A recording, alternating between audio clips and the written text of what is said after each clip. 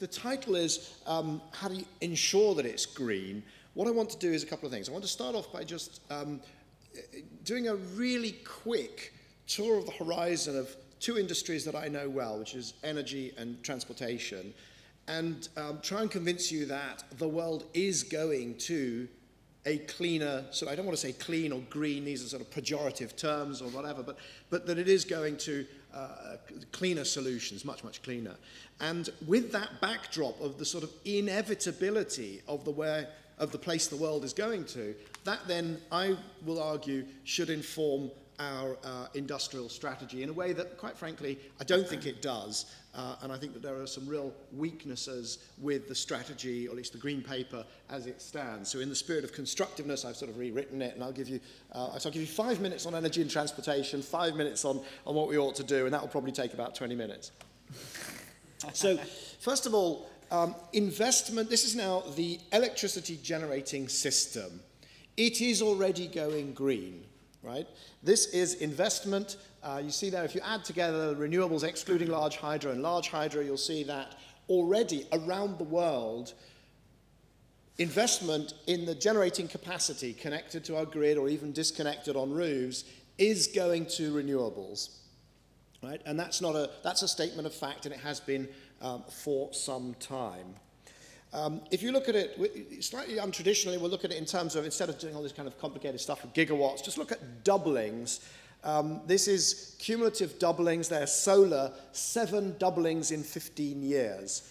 The price of solar power has come down 99% since 1976. I mean, what do you think it's going to do between now and 1956, same time out into the future? When, by the way, I think I'll be, I won't quite be 100, and some of our kids will be at the prime of their careers, and some grandkids will be, going through their careers. And at that, that's what's happened to solar power over that period, 99% reduction. There's wind, 4 doublings in the last 15 years. Not quite as rapid, obviously, as the very early stage solar, but very transformationally rapid developments. Now, this is not going to be all about wind and solar, I can assure you. It's just to illustrate the speed. These are the sorts of speeds that you see in technology industries, telecoms industries, and generally not in energy or transportation industries, but they are happening around the world. I go back 5 years. I went to a conference of energy ministers in South Africa, and I tried to persuade them that this clean energy was not expensive. And I said, look, wind power, the best projects are now 6 US cents, and you can compare that to natural gas at 7, 8, 9 cents, and depending on how, maybe more if your gas in Asia at the time was very expensive. I said, even solar is not that expensive. It's only 17 cents. It's only twice as expensive as new coal and gas, and you can really do some of this because it's not that expensive. Well, by the end of last year, these were the record prices. A project in Morocco, unsubsidized, 3 US cent wind, and in Chile, unsubsidized, 2.91 cent solar. So we're now not in this era of, when will renewable energy be grid competitive?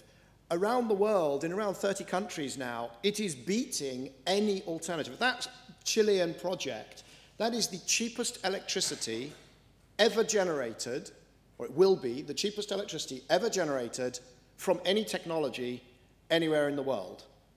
Right, so this stuff is happening, folks.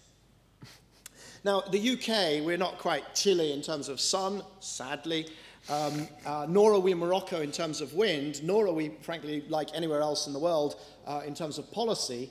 But this is now not Bloomberg New Energy Finance figures. I thought I would use the National Audit Office, who said that this is their estimates for the 2025 cost of generation by different technologies.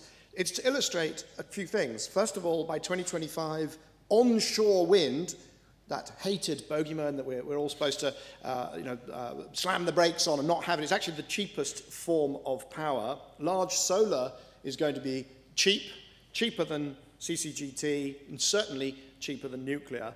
And And the point is not only that they're going to be cheap, but look how the expectations have changed. They've come down that quickly.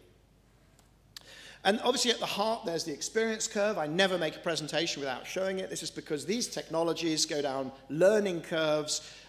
This is a variant of the Moore's law, or rather Moore's law is a variant of the experience curve. And there you can see the gradient on the left is solar, but it's not just solar. On the right there, you can see onshore wind, 60% drop since 2004. And these things are going to continue out into the future. Learning curves, unlike resource curves, never stop. It's not only that, I'm going to give credit here to Richard and the team at Policy Exchange. It's also moving to reverse auctions, getting price signals so that all the clever stuff that the engineers and scientists are doing, that innovation reaches the market. You need price signals. And when you get them, you can see there, immediately you go from a feed-in tariff, which is a state price, to a reverse auction. You get a 30% drop immediately and a 50 or 60% drop within a few years of delivered price of that electricity to the user. So policy matters, you'll be pleased to hear. Wind, the innovation has not stopped. Here you can just see the capacity factors. Anybody who says, oh, I drove past a wind farm and it wasn't turning, and therefore the answer is fracking or Hinkley. Should look at this chart where you can see that capacity factor, a new wind farm now is 30-35% capacity factor, where it used to be 15% just 15 years ago. Offshore wind, this is the levelized cost historically. This was what the industry and government agreed it ought to be able to deliver. This was a bunch of early wind farms offshore, and these are the latest ones.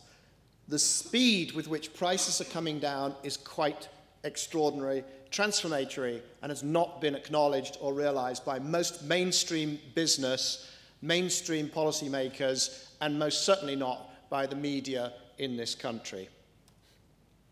You see now these very substantial penetrations of renewable energy in the grids. Denmark, 69%, Germany up there, 36%, and the UK, 26%.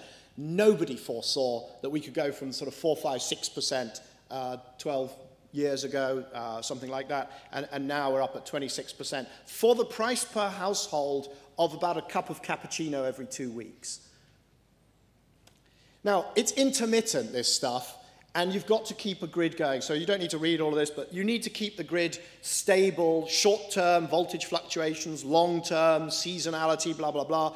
I just want to make the point that there are tons of technologies that will help with that. And each of these technologies has its own experience curve and gets cheaper and cheaper over time. If anybody says engineers are too stupid to manage intermittency, they need to spend more time in this building and perhaps down the road at the Institution of Civil Engineers, and they need to look at this and think about innovation and maybe some of the skills issues that we've been hearing about. This stuff can be done, and it can be done cost efficiently. And the whole thing has to be put together digitally. That's very clear. You can't manage this complex new system without digitizing it. Now, transportation, I love this. This is the Tesla S. I think we should all have one. I think that should be written at the heart of any industrial policy, is that everybody should have their own electric sports car. I mean, you have the Tesla X, the SUV, which accelerates faster than a Lamborghini, even when it's pulling a caravan. These are extraordinary vehicles. And they're going to become widespread, maybe not the S. And it's going to be the experience curve. Battery costs have come down 73% since 2010, and they will come down more and more. They're going the same way as flat-screen TVs. We know what happens with technology costs. Anybody talks about bottlenecks and lithium and cadmium, those are investment opportunities, not show-stopping problems. And of course, we have to do this because of this problem, which has got nothing to do with, not so much from the sort of energy and climate perspective.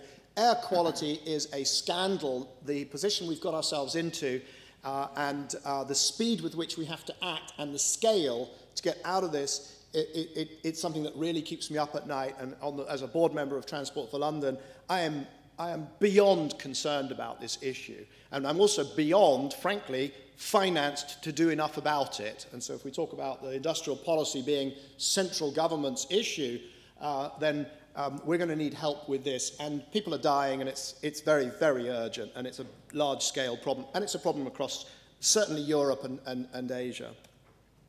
Now, a couple of implications of electrification of transport that I want to leave you with. You can see there you've got where it's made, you've got electricity, and you've got oil demand. We'll get about 10% extra power demand. If people say you have to double the grid, that is nonsense. You charge these. We've already got capacity for peaks. You use that capacity when it's not peak demand, and you can charge electric vehicles. And yes, we need to invest. Can we do it? Yes, we can. Second, 13 million barrels a day of destruction of oil demand by 2040. Our figures, we're updating them. That figure probably goes up rather than down. That's from electric vehicles alone, not any of the other trends going on in public transportation, vehicle efficiency, build out of railways and so on. And then finally, Chinese car industry leadership. This industry, the automotive industry, is going to go to China. And it's partly middle classes, and they'll start just buying a lot more cars, and it's partly the fact that they don't have huge incumbent investments in the diesel industrial complex like Europe does, which they are trying and they need to protect rather than see becoming stranded assets. So that's some backdrop. Hopefully that establishes the inevitability. This is the kind of the positive message for the UK, which is the history of coal use here. The UK is an example to the world in the way that it has peaked its coal use. Coal is coming down, and by 2025, I think 2022, there's a discussion, we'll be entirely off coal. And this needs to be the future history of all fossil fuel use if you want to see the terms of the Paris Agreement met. If you want to have a decarbonized economy sometime in the second half of this century, that's what all fossil fuel use needs to start to look like. And clearly we are absolutely miles away, although emissions have now been flat for 3 years, which is good, but we've got to do this, not just keep them flat. So I don't know how I'm doing on time, but I thought I'd try and sort of segue from there into what the industrial strategy therefore needs to do. And I've got a few, I had sort of five lessons. So hopefully I've established that it's inevitable that this stuff is happening and it's happening worldwide. The first thing that I would say is have a vision. Have a vision, please. This is not an industrial strategy. It's an industrial smorgasbord. And I think the polite way of saying that is it's very much a strategy of the horizontal. You know, you do skills, and you do this, and you do that, and you do infrastructure. But it isn't the verticals. Now, we used to have this thing called the 8 great technologies, which I think was the Right Honourable Willis came up with that. And the problem with that, it was very sort of lab-focused and technology-focused. I would like to propose that a concept, something like 12 great sectors, which will benefit from, support that transformation and be threatened by it if they do not respond, because that transformation around the world is happening anyway.